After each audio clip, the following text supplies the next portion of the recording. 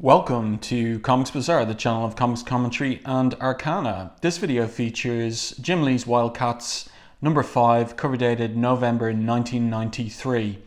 So having completed the what was supposed to have been 3-issue limited series, but which ran to 4 issues in the course of one whole year from 1992 to 1993, there was a break of a good 6 months before he released the next issue of the title. And inside the cover of this, he talks about in an editorial how he weighed up the decision as to whether to relaunch with a number 1, and psychologically he preferred to go with a continuation of the limited series' numbering. So that's what we've got here, number 5. And for my money, when this came out at the time, I felt that I noticed a ramping up of the quality of Jim Lee's artwork. So if you look at his career from his start on Alpha Flight to Punisher War Journal to Uncanny X-Men to the Adjectiveless X-Men, Volume 2 of X-Men, you can discern leaps in the quality of his art issue to issue. So every issue there was an improvement, but towards the end of that Volume 2 of X-Men, when Art T-Bear was finishing his pencils, it was clear that there wasn't so much of that issue to issue development anymore. The first issue of WildCATs was pretty good, art-wise. Issue 2 not so good, Jim Lee himself admits that. Issue 3 saw a rise in quality again. Issue 4 pretty much on the same level as issue 3. But this for my money at the time and still today marks a leap forward in the quality of Lee's art. Clearly he was energized for this. Clearly he was trying to show anyone who was critical of the work he'd put out on WildCATs that he could still lay claim to the best penciler in the business at the time, at least from the vantage point or the evaluations of his teenage readers, yes? So with the cover here, you've got front and center the most popular of the WildCATs and Jim Lee's own favorite characters, Zealot and Grifter, and they look pretty good. But what you can see with this cover is that the computer coloring is not overwhelming the black line of Jim Lee's pencils and Scott Williams inks. So it's very, very pleasing comic book art on this cover, and a great attention to detail. There's a sharpness to the line work as well that continues over to the interior artwork. And one last thing to note is that he kept the cover price at $1.95, even though there is a rise in the quality of the paper stock. So from this issue on, the paper is glossy paper, which reproduces the computer art much better than how it was reproducing on newsprint for the miniseries. So Lee talks here in his editorial about his decision to continue the title with issue number 5. Mark Silvestri did it differently. He had issues 1 to 4 of the miniseries, and he relaunched Cyberforce Volume 2 with a new number 1, but Jim Lee, as I said, hasn't gone down that route. So the creative team here, Jim Lee, Brandon Choi credited as co-creators, Brandon Choi and Jim Lee credited for the story, and Jim Lee pencils, Scott Williams inks, Joe Chiodo colors, and Ben Fernandez and Joe Dunn doing the computer assisted color separation, and Chris Eliopoulos credited with the letters there. And there's some ink assists from JD, John Ty and Rich Johnson, and some color assists as well. But this is a really good looking book. And the first thing to note is that when you look at this opening page here, you pretty much think that that is a normal first page of a comic book, but it actually is a fold-out page. So just the way the page is cut here, this seems like the gutter over here, but it isn't. So we fold it out like this, move that over there, make sure everything is on camera for you. There we go. And you can see that that is really super sharp artwork as Grifter and Zealot glide into this mountain fortress research facility.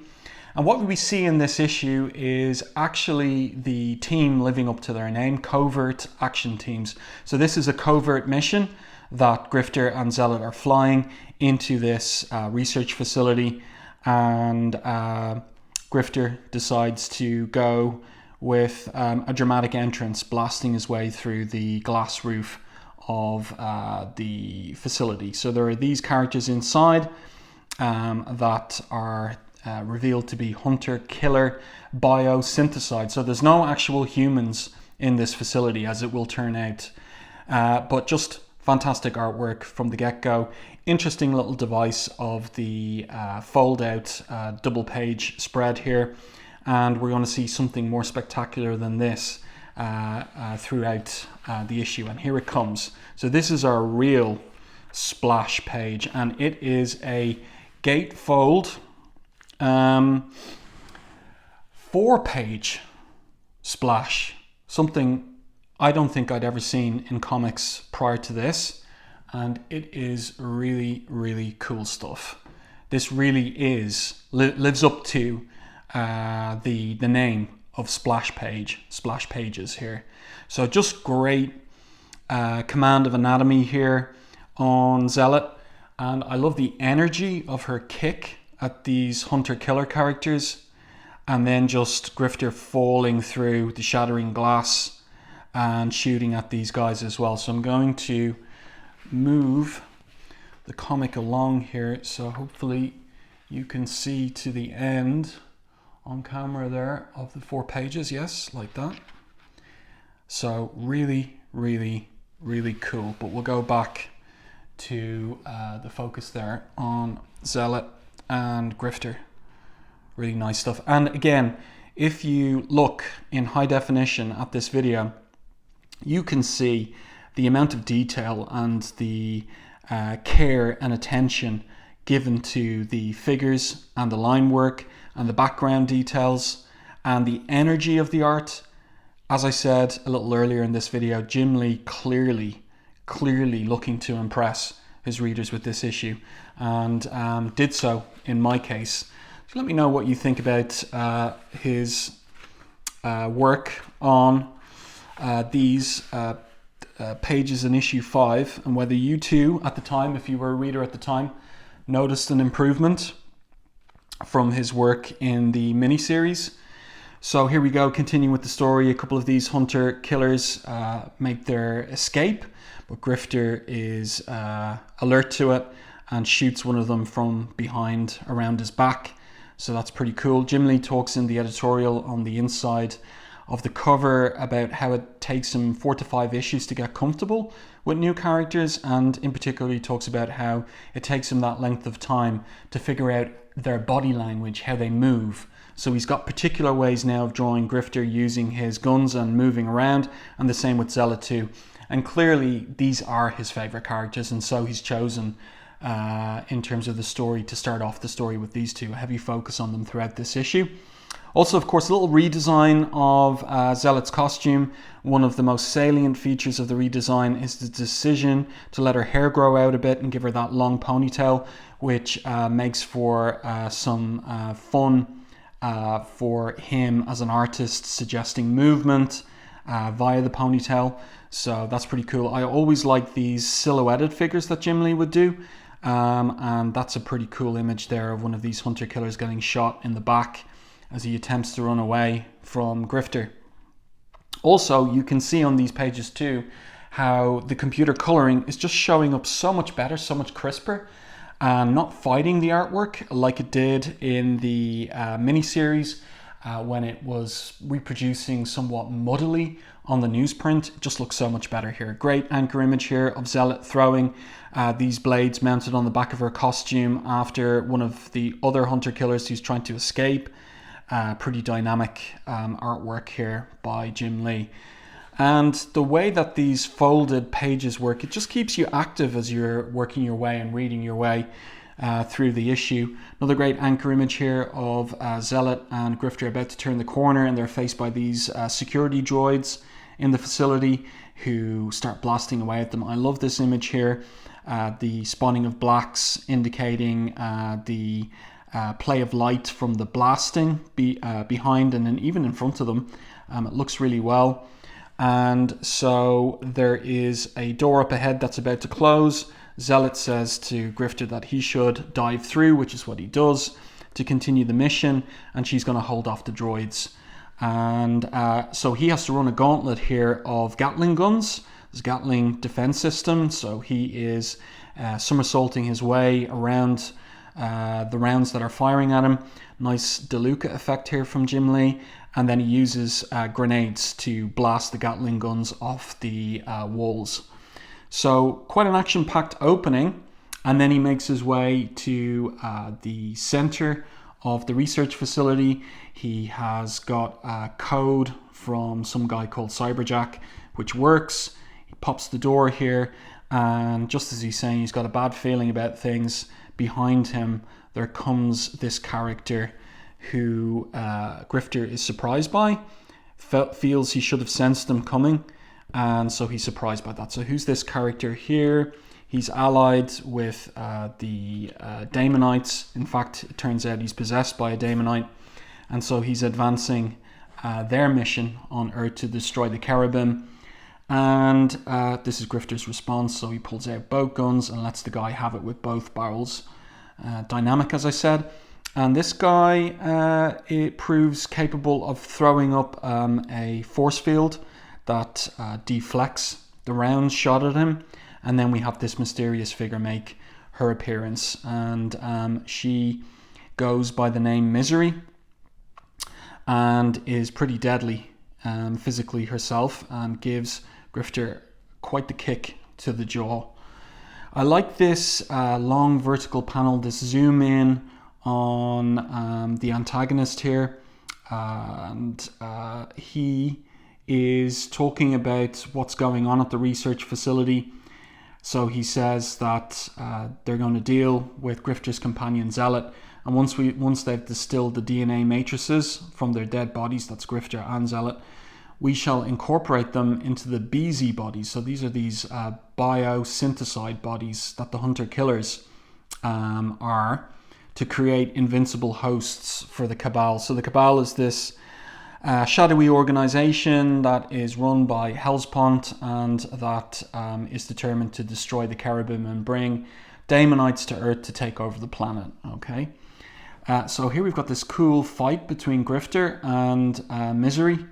So she launches at him, but he dodges it, kicks her in the face, draws blood, and then he's attacked by this guy here. I've just forgotten his name.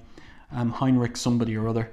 Heinrich Richthofen, okay? And there's an implication that he's some kind of Nazi scientist that was taken over by a Daemonite. So he's the host for a Daemonite. And so he uses whatever power he has to attack Grifter from behind, takes him out, and then Misery starts bashing Grifter's head on the floor. That's pretty cool. And just as they are talking about their victory, in teleports, well, that sound effect signals the arrival of the rest of the WildCATs, transported there by Void. So let's just take a look at this advertisement for, try and get as much of it as possible on screen for you, this advertisement for the Killer Instinct crossover. So this issue of WildCATs is in effect the prologue to the Killer Instinct crossover. So great art here, obviously this by Jim Lee, this art here by Mark Silvestri, and the middle part I think also by Silvestri, but pretty much inked by Scott Williams, I would say. So nice ad for the upcoming crossover. Of course, I bought all the parts of it at the time. Nice anchor image here now of the arrival of the WildCATs to the rescue. And Voodoo here, her power is to exorcise Daemonites from human hosts. So she goes into action in that regard. And here we see the Daemonite being removed from Richthofen's body. And then it attacks her, but of course Spartan is there ready to protect her, because when she exorcises a Daemonite from a human host, she's left in a weakened state, and Spartan blasts away the Daemonite. So it looks like Richthofen is maybe still alive there in the background. We don't see anything more from him in the rest of the issue though. And then we pick up with Misery, who is escaping, but she runs into Maul, and he sends a fist right at her, which she jumps over, dodges his punch, Maul happens to punch through the wall where Zealot is still fending off those droids. It's a pretty cool image of him peeping through the hole he's made. And then we see Misery coming up against an old flame, as it turns out, and that is Warblade. And again, I like this silhouetting effect that Jim Lee does so well. And also the small figures here. He really handles small figures in panels very well too. So not all anchor images, or another way of looking at it is he does these small figures in order to make room for the anchor images. So these two have a history together. They were once lovers, and she's goading him with her telepathy, but we can still kiss and make up, she says, just like old times, she asks. But no, that's not for Warblade, so he launches at her. Great image of him launching at her, and we get a little explanation of his powers in the narrative caption here. Utilizing his hybrid power to instantaneously flex portions of his body into lethal instruments of death, Warblade slashes and cuts open the woman he once loved more than life itself. Okay, so then Zealot is making her escape through that hole that Maul made just as she takes down another one of these droids. Great drawing here of her climbing through the hole.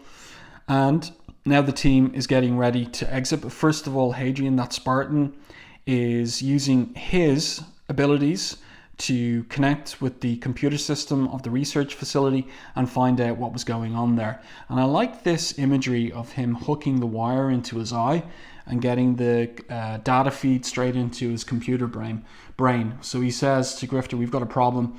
You were right about Richthofen's new BZ system being based on my own COS star 7 pattern. Somehow he's managed to get his hands on some of my own source cells. What's more, he's completed the final test on his first production model." Looks like we got here just in time. So what could that production model be? And then it turns out that Spartans linking up with the computer set off a security system and an auto-destruct system for the entire facility. So they've got to flee now. I love this panel here. With the characters mostly silhouetted out, but details of their costumes left in white. And it's around this time too that Jim Lee is experimenting with his art style, aping Frank Miller somewhat with Deathblow. And so this is something he's always done in his career, but it looks really well here. And as I said, it was something that he wanted to explore then with Deathblow. And did that, quite interestingly. And I have a video on the channel as well regarding his first chapter of Deathblow from Darker Image, which you might be interested in watching if you haven't done so already. So anyway, they're making their way to exit the facility. And then we pick up once again, just make sure you can see the entire 2 pages there. On screen, we pick up with the fight between Warblade and Misery. This is a great shot, this upshot of Misery swinging from this bar and kicking down at Warblade, kicking him in the jaw. And then this is vicious, she gets absolutely thumped. Having evaded Maul's first punch, she doesn't evade that one, and that's got her hurt. So Maul then grabs Warblade, and Spartan is ordering them to form on him for evacuation. So Void is present, getting ready to teleport them out of the facility before it blows. But just at that point, Misery revives from Maul's punch, and she goads Warblade. "Leaving already, darling?" she asks him. "I guess Bearclaw was right about you being a quitter." So of course Bearclaw is a reference to Ripclaw from Cyberforce, and that's implying some kind of history between the three of them. Maul is there shouting at Warblade to come back, but Warblade is enraged and off he goes. And this is what we get, another 4-page extravaganza, bravura artwork from Jim Lee. So I hope now you can see all of that on screen, the first 3 pages at least. So we've got that panel where the teleportation is going through. They gotta leave. Warblade behind Spartan is in charge of it. He did what he had to do, thinks Grifter, and the rest of us would have to live with it. I just hoped Warblade would survive it. So will he? Because the facility is about to blow. This is great, energetic art. I love the way that her hand is arcing forward like that. Just the tautness in the poses and the energy of that dynamic line along Warblade's body all the way down to his toe. It's really, really well done. And again, it goes back to what I was saying at the beginning of the video. This is Jim Lee coming back to the title after the miniseries with his batteries absolutely recharged. And I feel like wanting to prove something to us about his abilities. I'd say he was disappointed with the way the miniseries turned out. And this is, you know, like his riposte to that, his comeback in many ways. And it is excellent. And then on the last page here of this spread, we get that device again of the silhouetted out figures. So you can see that here of Misery going up against Warblade, just their eyes and Warblade, just their eyes and teeth showing, and the little blood being cut from his face as well. He's ripping her too. This is really good, really dynamic work.